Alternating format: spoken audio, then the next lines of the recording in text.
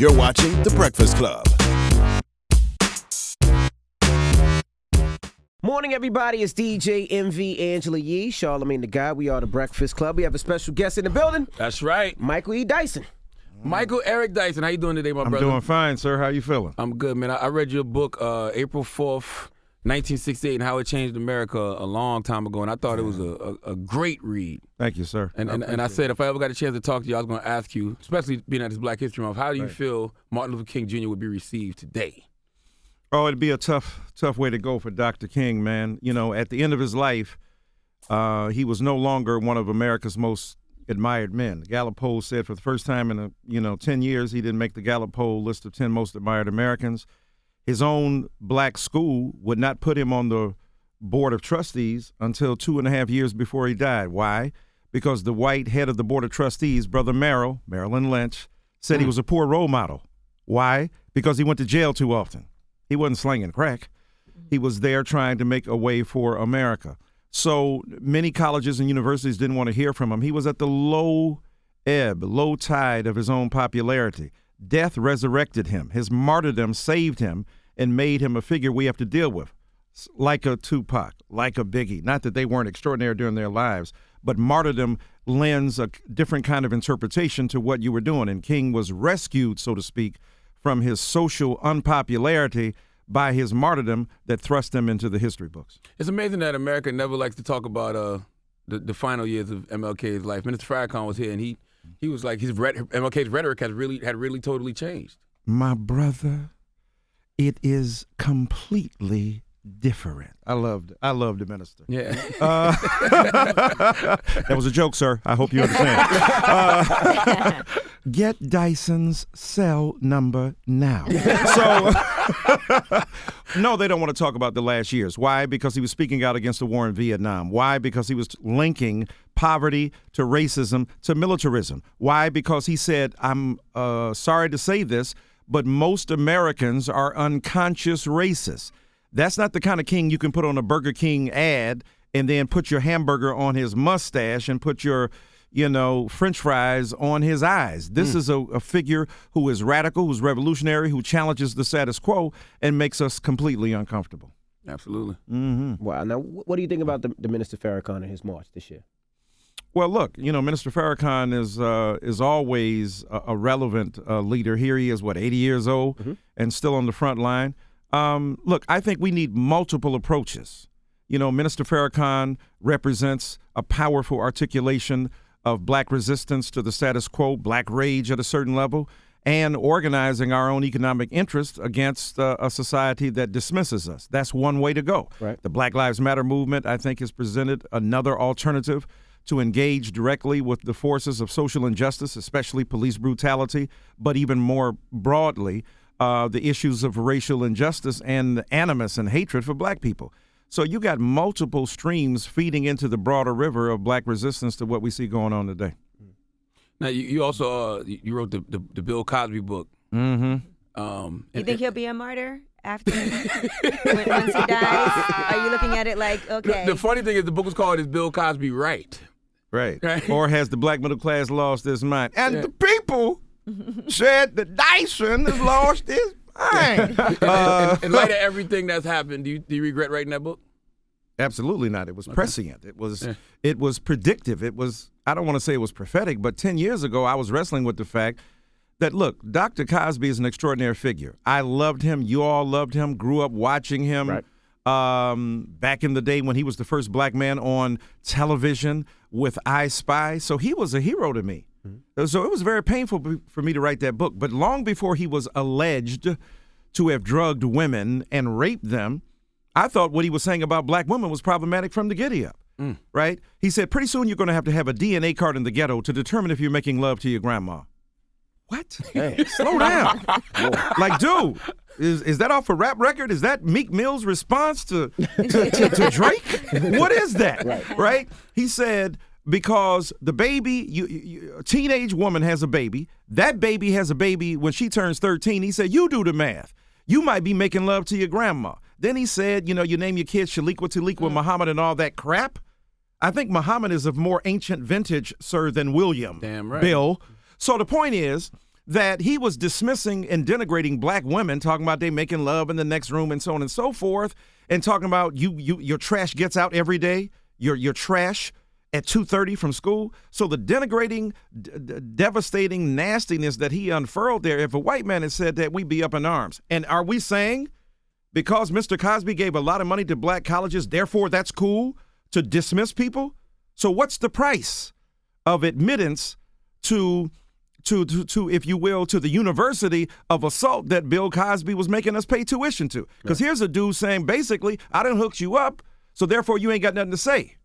That's what pimps say to hoes, right? So the reality is that I thought that what he was saying early on was dismissive, crude, reductive, vitriolic, and just nasty when it comes to black people and especially black women. And why we support that kind of nasty assault is beyond me. Love him, appreciate his genius, appreciate what he did to put a lot of us on in this generation, but at the same time, his dismissals of black people and his assault upon the black poor in particular, when they can't respond to him, I thought that was bullying. Absolutely. Do you think it's dangerous the fact that he's been crucified in the media the way he has, like without any real evidence?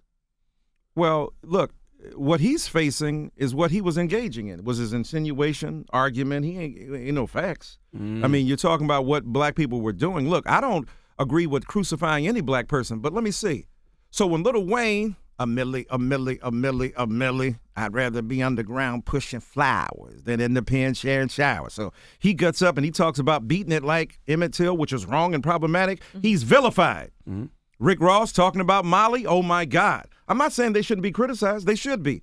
So when rappers do it, they're already seen as negative, pathological, nihilistic young people who ain't got nothing positive to contribute. Bill Cosby can get away with some of the same stuff that these so-called rappers and other entertainers who are detrimental to young black people say. He can get away with it and not be held accountable. So I don't know if, I'm not onto that bring a black man down. What brought Mr. Cosby to this point is his alleged behavior. Now, the point is that hence insinuations and allegations have been made, but also people who have come forward, 35, 50 women who have suggested a pattern here. Now, put the shoe on the other foot. If we were black people looking at, the police keep just killing people unarmed. Well, look at the preponderance of evidence. Well, you don't have any proof. No, just that they dead, right? As Kendrick Lamar say, they dead. I killed them, right? So the point is that they're out there. And these bodies are piling up. Are all the women lying? Do they all have an investment in bringing him down? How did they coordinate that conspiracy? We can't get folk to even come on a TV show and talk the same thing in the same period. How did people over many years, over 40 years, coordinate their stories? I mean, come on, black people, wake up. And people keep saying it's a conspiracy. He was trying to buy a major network, and they did that. They put this out there in the news for us to crucify him. Hey, when all those fails, you got to blame the white man, though, Mr. Dyson. I mean, you know what? Look, that's a good fallback. You know what I'm saying? I'm going to do that in case my book don't hit number one. But the point is, look, it was the white man. Look, there's enough trauma that the so-called white man has done, but what about the black man doing it to him? Bill Cosby wasn't trying to hear the white man when he was beating up on young people. Isn't it interesting? Black people are putting forth an argument to defend Bill Cosby that Mr. Cosby himself rejected in regard to young black people. Sounds like a contradiction to me. Sounds like a logical impossibility, and yet we keep doing it. Buying a TV studio, and therefore they're putting this out. Well, aren't they kind of late? He was trying to buy that like 10, 15 years ago. That's true. So what did they got? Delayed response here? The DVR didn't work, and now the movie is just being shown? I mean, come on. The reality is that, again, we make excuses for him, but not for young black people who should have excuses or at least some slack cut for them.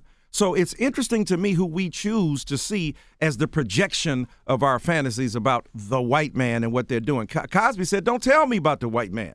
Tell me what you're doing. Don't tell me about what the white man has forced you to do. Is it good for the goose and the gander? Now that you are subject to the same kind of acrimonious assault, are you willing to take the very medicine you prescribe to us? Physician, heal thyself. Now, Stacey Dash, let's talk about her a little bit in her comments. Who is Stacey Dash? Who is Stacey Dash? Oh, I'm sorry. Okay, Gabrielle. Love you, Gabrielle Union. Not only are you fine and ridiculously chocolate charming, you are one of the most brilliant and gifted, social activists. I love D Wade. I'm sure I'm saying. I ain't shooting a shot. Not at all, brother.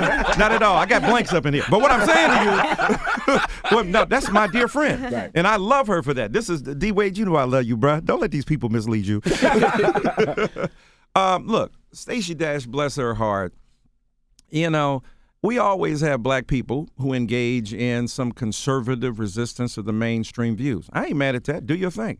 I don't question their blackness. You know, Clarence Thomas is black. It ain't his blackness that I'm bothered by. It's not Stacey Dash's blackness. She's a real black woman. She's just a real misled black woman. Mm-hmm. She's a real misinformed black woman. There are many white people who are far more informed about black history than her, which is why it's never skin. Mm-hmm. It's not a skin nationalism here. It's not pigment. It's not an epidermis fetish, what your body looks like. It's what your brain is colored. And I think Stacey Dash has been misled. She's saying, you know, I don't want no black history. Well, you've been all over BET. So what you going to do? You going to renunciate? You going to renounce what you did before? Now you going to Fox Network. You know, there shouldn't be niches. You know, Italians, Jews, Poles, Puerto Ricans. I mean, everybody has their particular slant on the world. We are born in a body. Fact. Right? Mm-hmm. She's a female. She was born in a female body. What does that mean? I'm a male, born in a male body. I'm black. Black is a political identity. I know it's not they got all these fancy words in the academy. Race is a social construct. That means when you're born, you don't have an idea of what race means. The society gives you the meaning for it. So when she says we don't need no Black History Month, all right, cool. So the point is, if we had Black history integrated into the larger curriculum, we wouldn't have need for Black history. True indeed. Right? So as Gabrielle Union said, you know, country music. So that's ain't that American music?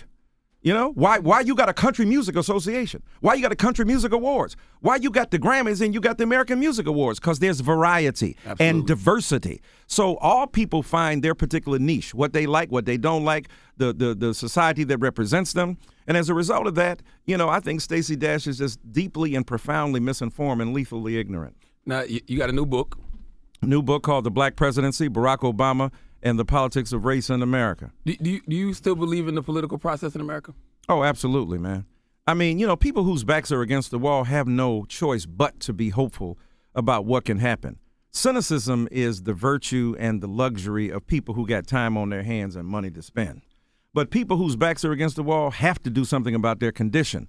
So the political process obviously has to be engaged by black people because we've often used that political process to bend society toward our own particular ideas, our wishes, our desires. Now, it ain't perfect.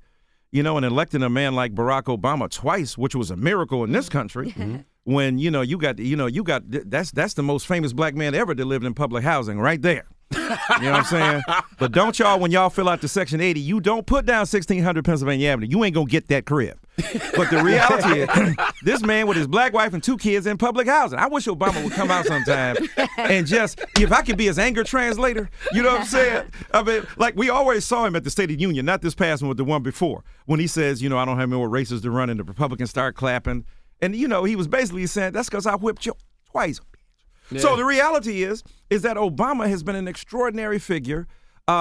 He's done extraordinary things with opposition to him, with white supremacy and racism on his heels, the most threatened president by far in the history of this country. And never shows it. And look, he's cool. You talking about Joe Montana and the Super Bowl and Joe Cool. That brother right there got ice in his blood. Mm-hmm. So I take a measure of the stuff that he's been up against, what he's had to fight, the beautiful things he's done, and let's be real, some of the failings as well. You know, he ain't Jesus.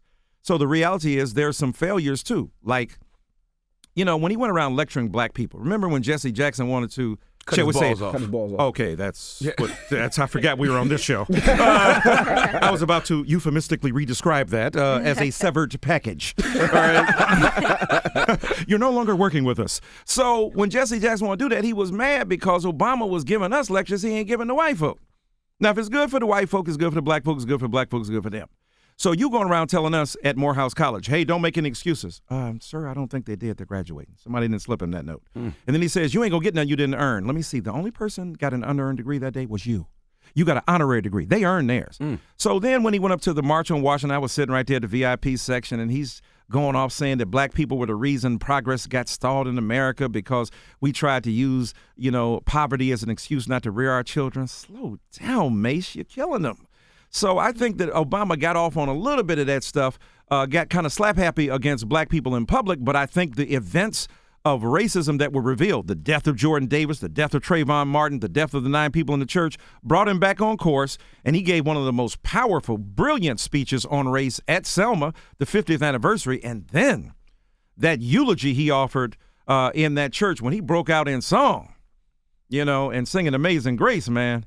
First, the Fat Boys break up. Now, every day I wake up and somebody got a problem with Hove. I mean, that Amazing Grace was a signal and powerful moment in the history of American culture. So I think Obama has done an extraordinary thing. Well, you had an interesting take on Hillary Clinton. You said white privilege will make her a better president for black people than Barack.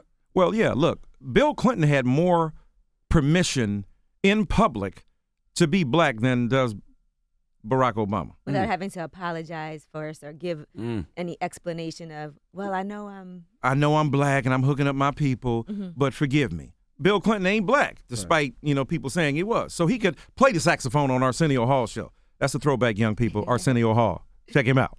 Go Google. So Arsenio Hall is hosting Bill Clinton while he's playing, his saxophone. Obama can't do that. He got to be cool. He got to be careful. He can't be too black, can't be too perceived as too angry. So Hillary Clinton would have more ability to put forth public policies that would address the plight and predicament of black people. Look, I have sat in the White House, in the Roosevelt room, face-to-face with President Obama, whom I've known since, 91, 92?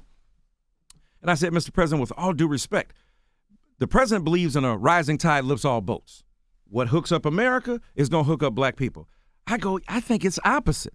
Hook up black folk and everybody else get hooked up too. What's an example? The Civil Rights Bill, Civil Rights Act. The white Southern senators said, we going to sink this bill. How we going to do it? Let's throw in Title IX. Let's throw in women.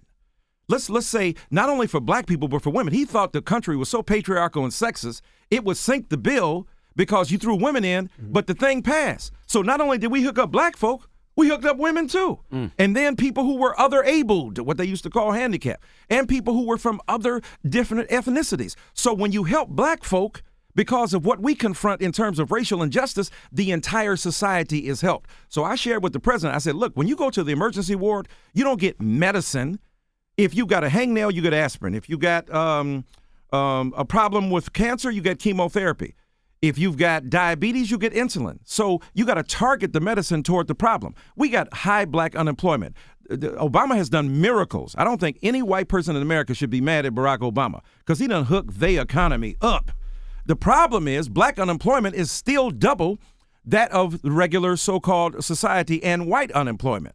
Black people disproportionately in prison. So the problems we confront weren't made better as a result of Obama's presidency. It's the symbolic character of having a black man in place that makes a huge difference. But in terms of the material conditions of the average black person, that stuff ain't been changed. Yeah, it's like Barack is a symbol. He makes you feel like anything is possible. That's right. And that's a beautiful thing. You can do it. You can do it. Okay, you telling the kids, I don't know. I don't even know if we can make the end of this quarter, much less the game. But we got Michael Jordan out here. Let's just try. We got Kobe. Let's try. So the point is that, yes, seeing a figure like that inspires us. Right. There are young kids who were born who ain't seen nothing but a black president. When a white person comes in, they're going to go like, hey, why is a white person up in the White House? My daughter's talking like that right now. Right now. She's 7. She's like, I don't want Barack to leave. He's black. I want some. We're the black candidates. Do you we're think gonna miss Hillary him. Clinton will win?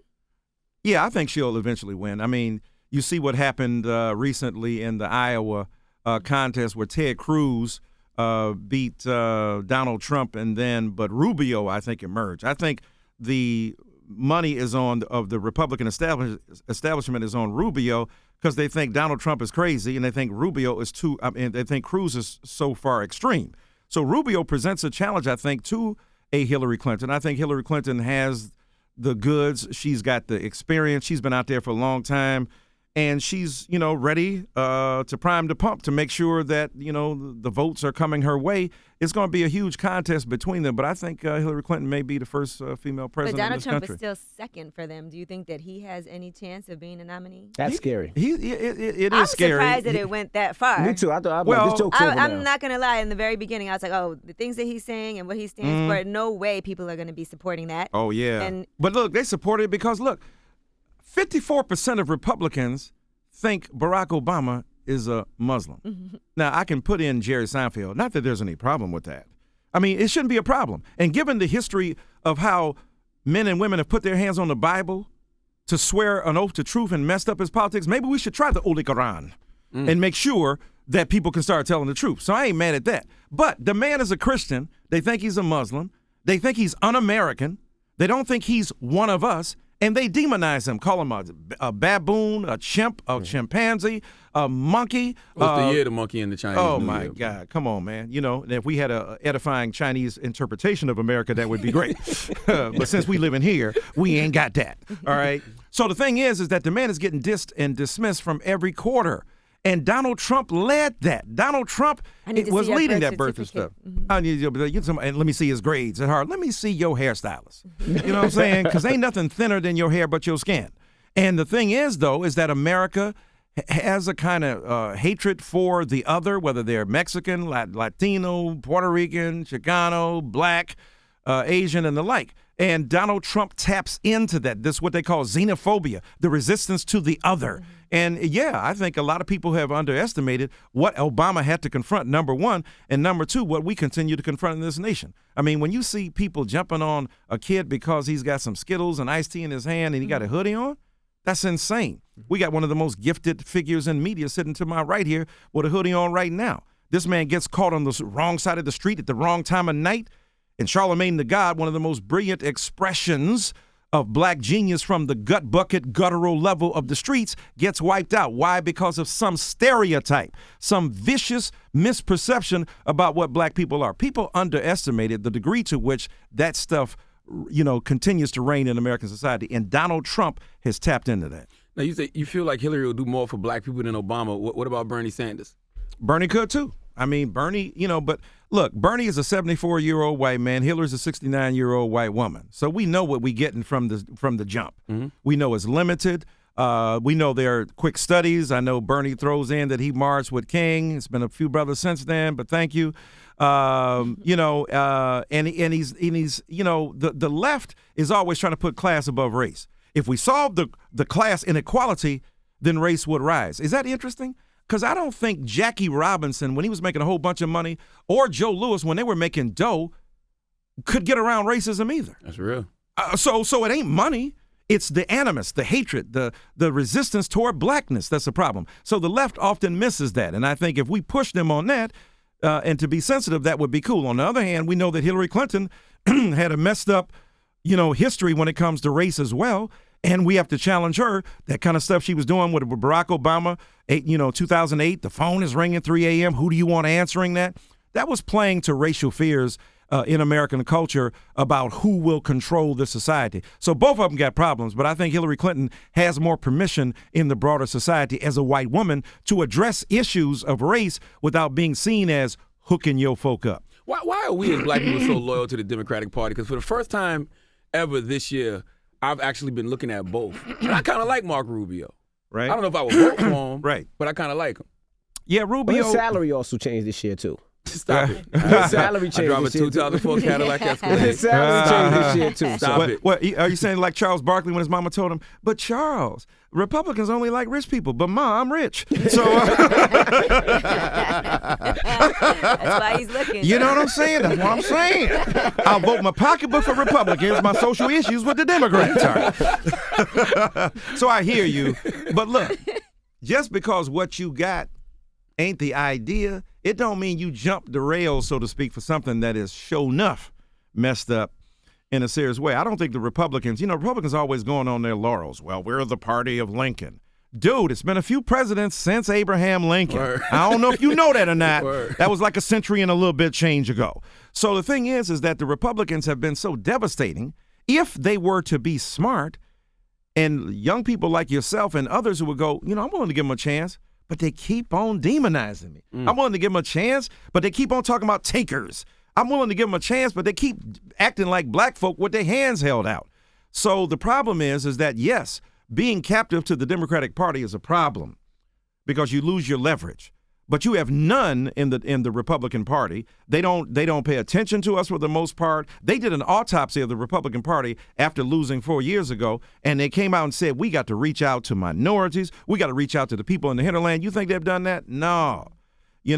Tupac was right. They don't give a darn about a Negro. So the reality is that we are living in a country that, yes, we are captive to the political parties that exist, but the reality is like being with somebody that you know done messed up and cheated, and you still with them, but they got other redeeming values and virtues versus somebody the grass is green on the other side, but you know straight up they're going to abuse you. What did Chris Rock say? Being black in America is like, being put through college by your uncle, but he molested you. That's tough. I went to school, I got an education, but you molested me. Look at the price we've had to pay for the value we've received. So I think the Democrats certainly have been exploitative of black people, and we must speak out against that, talk about it, encourage them, engage them, resist them. But to wholesale go over to the Republicans when they ain't showing us nothing, I think that would be a rather risky move. Now, do you really feel like his limitation is based on celebrity race commentators in the age of Obama? You spoke about how Barack couldn't be black in public, but you said even some celebrity race commentators can't even speak out because Obama's in the White House. Oh, that's true. I mean, some people don't want to speak up and talk about it. But I've been consistently critical of Obama and supportive of him at the same time. I've written against people, will remain unnamed, who have been vicious in their assault upon Obama. Bruh. Well, I was going to ask you about that. But yeah, we'll get to that. Okay. Look, I name names and take numbers. All right. But what I'm saying is that it's one thing to be principled in your critique of people. That's cool. But when you go off the deep edge and you start talking about their mama and calling people names, now, bruh, that's not a good move and a good look. So I've defended Obama against white supremacy, obstructionists, and black people who were name-calling him. At the same time, I've taken them to task. I was on Face the Nation saying that after Ferguson, Mr. President, we need you to intervene. You can't be Joe Cool there. You can't be clinically dispassionate. You can't go on television and say, hey, there are some black people who are committing crimes, and if they do, they should be taken to jail. Huh? This is after Michael Brown. This is after black people who are unarmed died. Say something about the state that you represent that should be held accountable as well. The police ultimately work for the American people to protect and serve. Whoop, whoop. That's the sound of the police. We know this. We know what Ice Cube and them were getting at in 1988, 89 on Blank the Police. So the reality is that there's a history of and tradition in our community of being disserved by those folk. And Obama has to speak up and about that. So I hit him on that, support him on other things. And of course it's hard in this day and age because most black people don't want to hear it. Because white folk done had 43 presidents, Negroes ain't had but one. And, white people remind me, he's half us, Bob. Come on, buddy. Jiminy Cricket, he's half Caucasian. All right, cool. We done had a half a brother up in the White House. Can we have that brother? So we are more loath to criticize. Had we had 3 presidents who were black, we'd be going for what we know. But we ain't had but one. So we're very protective of him, even as he has sometimes not been protective of us. So I understand the critique, and I understand not just celebrity race commentators, politicians can't say nothing if they're in office, because they know if they speak out against Obama in a certain way, they are going to be taken to task. So my book, I have 2 entire chapters, The Scold of Black Folk, where I talk about Obama speaking down to black people, and Dying to Speak of Race, where I engage him on this issue of being so careful and dispassionate that he doesn't speak to the issues of black people. Putting forth My Brother's Keeper is great, but we could have a corporate head to do that. We could have somebody in charity do that. You are the president. What public policy do you have to address those issues? So I'm trying to be balanced in my criticism, and the book shows that. I feel like it would be easier for him now in light of everything that's going on with police brutality, the Black Lives Matter. Like, he has reason to speak up about it. Bruh, you got a free pass. Yeah. You got a hall pass a race, and you still ain't hitting it.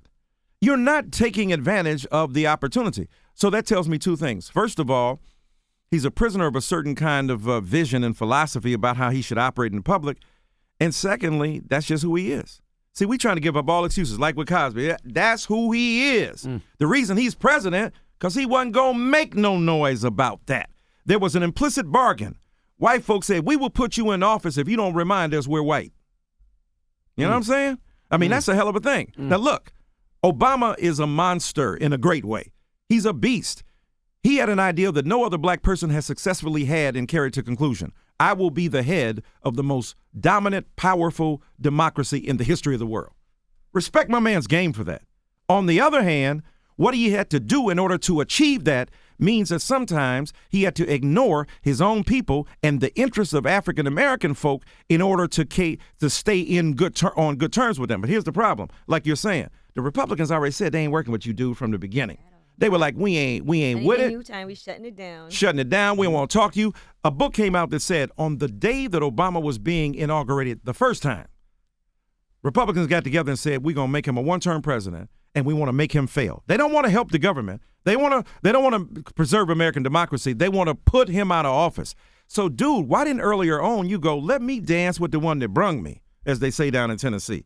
You got to get with folk who supported you. Right. Obama didn't do that. And you're right. Right now, you got one more year to go. Paint the White House black, red, black, and green. Come out with Rafiki Wakuumba.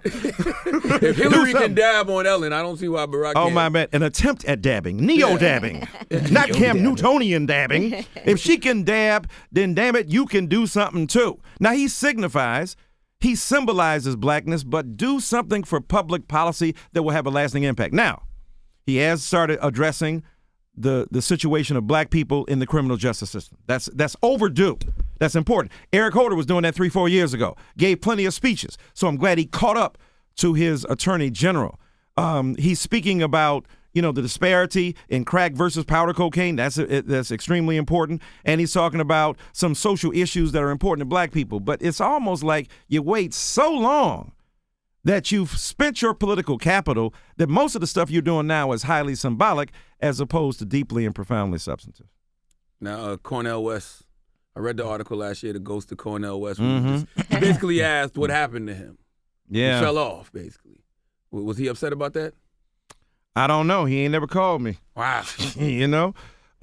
Well, don't make me do it because I'll overdo it and it'll show you it's not just rap music. I mean... 5 years you call him out. I was like, dude, stop. You're my mentor. I got a PhD from Princeton. You're my guy. You know what I'm saying? Jordan and Kobe. I don't know. Jay and J. Cole. Can we talk? Can we get on the phone? Can you stop calling me a sellout? Because you hear what I'm talking today. Ain't nobody going to say, this dude is a sellout to Not Obama and kissing his butt. You ain't going, no, that ain't real. So I was like, because I don't call him names, because I love Obama and respect him as a black man who's done an unprecedented thing, because I feel for the plight and predicament that he endures, as well as, however, the plight and predicament of black people whom I love more than one particular black man. I love black people. But because I'm not name calling, I'm not therefore a critic. And he called me a bootlicker, a prostitute, a sellout. I'm like, Doc, stop. Because when I go in, I got to go 10,000 words deep. I'm going to just show you and I'm going to narrate your decline. And that's worse than me just calling you names, because I'm going to show you I love you, appreciate your genius, but show how you have become an echo chamber of your own voice. You fail to amplify your own ideas because you've undercut and undermined your own particular integrity because you're a bitter old dude with an unkempt fro who has the inability to acknowledge self-critique. Now, that sounds like a Drake. That sounds like back to back. Yeah, right? That was like, damn. Jeez. I pimp pages, turn metaphors to better horse to serve sages. That's what I do. I write books like right hooks. But, I'm just saying, give me a deal. Somebody listen out there, put some music out there. I'm about to spit. So the thing is, I wanted to say to him that, sir, stop the nastiness, the viciousness, stop the assault. Be critical of Obama. Let's do that. But do it in a way that preserves his humanity. You saying stuff that the crazy old crotchety white folk who are racist are saying. Right. You said, I want to slap Obama upside his head. Wow. Do you know the history of black assaults on the body? You're black. You're a black man. You know this. You know black people don't really dig the fact that you were talking about assaulting the president and treating him with such disrespect. So I think that Cornel West got out of pocket, got out of control, and it hurt me to write that. I mean, you read that piece, you see the emotion. I felt like Drake up in there. I clearly love him. Yeah. I clearly love him, man. I love him to this day. But it was hard for me to do it. The same thing with Bill Cosby. But I got it. But you're assaulting people publicly. You're making not only a nuisance of yourself, you're degrading your own heritage, and you are really sullying your own reputation. So when I wrote it, the reason I ain't heard back, because my stuff was tight. I showed the love, your greatness. I showed the power you possess, but I also showed what you've devolved into. And as a result of that, you have made a mockery of your own legacy. I'm sure y'all will come to some terms one day. I hope so, man, because like I said, I love the brother. Still got love for him. Now, the Tupac Shakur documentary, you wrote Holla If You Hear Me, of course. Yes, sir. So what are you expecting from the movie? I hope something great, man. You know, when I looked at that Biggie film, which I thought was a very good film for Big Papa, you know, you wonder, man, can we get some Tupac stories out there? Because Tupac is relevant to Black Lives Matter. Mm-hmm. I mean, just the other day, I got lynched by the crooked cops, and to this day, them same cops on the beat getting major pay. But when I get my check, they taking tax out, so we paying the cops to knock the blacks out. That's Tupac. You know, I mean, ain't it funny? When it rains, it pours. They got money for wars, but can't feed the poor? Somebody help me, tell me where to go from here, because even thugs cry, but do the Lord care? So here's a guy whose mother punished him by making him read the New York Times from cover to cover. That's why he was so intelligent. That's why he was so articulate. That's why he was such a revolutionary figure. And even beyond hip-hop, he was an intelligent person who could speak about the issues of the day. And so, is it Benny Boom? Who's doing the Benny Boom? Yeah, Benny Boom's my man. So I'm expecting something great and powerful from that film, because I think Tupac is evergreen, and I think his meaning and significance continue to reside today. I mean, when you think about the greatest MCs of all time, Jay, Nas, Biggie, Scarface, who's not often mentioned. People sleep on Scarface. Absolutely. You know, but when you think about, Lauryn Hill, when you think about the greatest MCs, Kendrick Lamar is certainly etching his name up in that arena. Tupac certainly is one of the greatest figures we've ever produced in hip-hop, because he was willing to tell the truth in unpopular fashion. Now, since we're talking movies, and you mentioned Chris Rock earlier and NWA, what do you think about the Oscars so white and people boycotting the Oscars, and certain people saying, well, what do we care if we're not respected there? We still selling our numbers in the box office. Yeah, but, what do I care for, he cheats on me. I'm still his wife. I'm the one at the crib he comes home to. What the fact he's running around with other women? Well, it does make a difference. It does make a difference. It's not just perception. It's about reward and acknowledgement and integrity, because we doing the same work y'all doing. So you mean to tell me at the Screen Actors Guild that was nearly a blackout? Absolutely. With Idris Elba and whoever, Viola Davis and all that. So that's a usual predictor for the Oscars. So that's even more hurtful. The very people who would have probably won their categories at the Oscars don't even get a chance to try. Why? Because they can't even get on the court. All the Oscar nomination is saying is that let me get on the court and let me compete. It's just like saying, why do black people want to be in the NBA? We've got the Black Basketball Association. We got the Harlem Globetrotters. Bruh, I ain't mad. It just ain't the same. All right? We got blaxploitation. Let me get up into the Oscar run. We've got the Negro Leagues. Josh Gibson, Josh White hit 800 and some home runs, more than Babe Ruth, but he wasn't doing it in the major leagues. Now, that's why they should put an asterisk on Babe Ruth, because you just fought the greatest white talent. You ain't fought the greatest talent. The problem is we were being closed out. Yes, we should want to compete in the NBA. The Oscars are the NBA, and our talent is that great. So I think that those people, and I understand why black people say that, because we don't want to get our feelings hurt. We got our own outlets. We should have the NAACP Image Awards. I won 2 of them. I think they're beautiful. I think they're great. But we should deserve the NAACP Image Award and the Oscar. It's not either or. So Oscar So White is powerful. I thank God that Will stepped up, but especially Jada Pinkett. I'm glad that Chris Rock is there, because I think he's going to be merciless in signifying on the folk who are there. And I think we got to keep pushing. Martin Luther King Jr. said, I ain't going nowhere. Y'all have this country. Some Negroes said, let's just leave. White folk ain't treating us right. Wait a minute, bro. I done built that up. Black people watch more movies percentage-wise than anybody in America. Why shouldn't we be rewarded? Why shouldn't we be rewarded? Why shouldn't we recognize that our artists deserve something? We go to movies, ain't got no black people in them, be crying, oh, God, please, Nicole Kidman, please, oh, my Jesus. Ain't got no Negro in 100 miles of the film. And we identify, because we're universal people, right? Best Man, that's a universal movie. You ain't got to be black to understand that movie. So people kind of demonize and marginalize and put us on the sideline. But I think that Oscar So White is powerful, and people with influence should speak up. That's part of the problem. When you were talking about earlier about race commentators in the age of Obama. When you get famous and successful and make a bunch of money, you get quiet. We don't hear you anymore. I don't understand why that is. It seems like the money should bring more freedom. Because they want more money. Money ain't enough. They want more money. Of course it should bring freedom. If your point is to not only stack chips, but to make a difference in the lives of people who put you on. That's why I love Viola Davis. Viola Davis got up there and said, opportunity is what I want. That's the only thing that separates a white actress from a black one, a black actor from a white one. That's brave, sir. Step up in the spot and represent and tell the truth. Richard Sherman in football, before he got his $40 million contract, 50, 60, whatever he got, he was speaking up. Oh, you calling me a thug? That's another word for the N-word. So very few people have done so in our own age.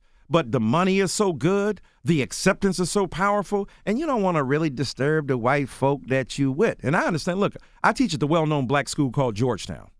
Taught at the well-known black school before that called University of Pennsylvania. Just joking for y'all out there. Clearly. Just want to just say that in case you missed that joke.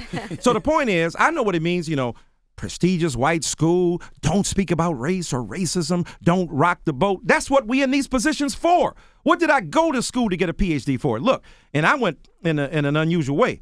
Hustling on the street, teen father, didn't go to college till I was 21, and then went on to Princeton to get a PhD. I got that not to impress other people and write the 19 books I've written. I did it to represent the interests of those people who never get to this microphone, which is why I have a certain kind of simpatico with, say, rappers, because they weren't supposed to be the black people who got the microphone. Hey, you didn't go to Georgetown. You didn't go to Morehouse. You didn't go to Talladega or Spelman. You wasn't the talented 10th. You weren't the talented 10th or 20th. God darn it, you didn't make the top 90th. Nas. You dropped out of school in the 8th grade. It's only right that I was born to use mics and the stuff that I write. It's even tougher than dice. I'm taking rap into a new plateau through rap slow. My rhyming is a vitamin hell without a capsule. A smooth criminal on beat breaks. Never put me in your box if your ish eats tapes. I mean, that's the raison d'etre of hip-hop philosophy. That dude is an 8th grade dropout.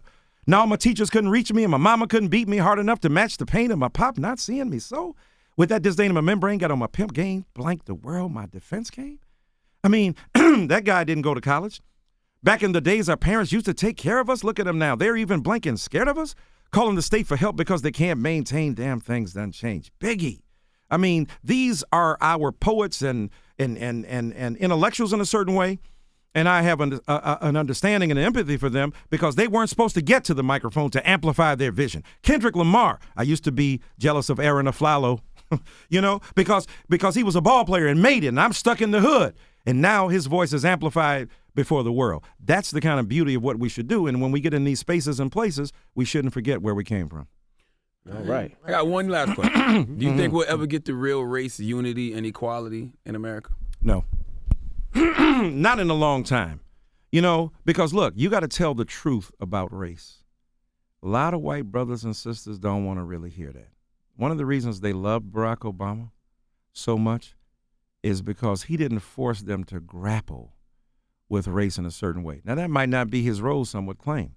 But the problem with that is that you spoil white brothers and sisters and reinforce their privilege of being insensitive to and unaware of our plight and predicament. See, Fannie Lou Hamer said that the mistake white people made was they put us behind them. So we had to learn them. We knew what their mood was, what their temper was. We knew what we had to do to survive, and we had to master whiteness. White folk ain't got to master black or brown or nothing else. They ain't got to know us. They don't even know our stuff. I know. They don't even know our stuff. Now, some do. I'm not saying all. But the reality is, in this country, many white brothers and sisters will not confront their own white privilege and their unconscious ability to ignore the issues that you and I can't ignore. Now, on the flip side, what's interesting to me, however, is that black people, when we get in certain positions of authority and we are the dominant, we turn around and do the same kind of darn thing, though. For instance, about the gay, lesbian, transgender, bisexual people.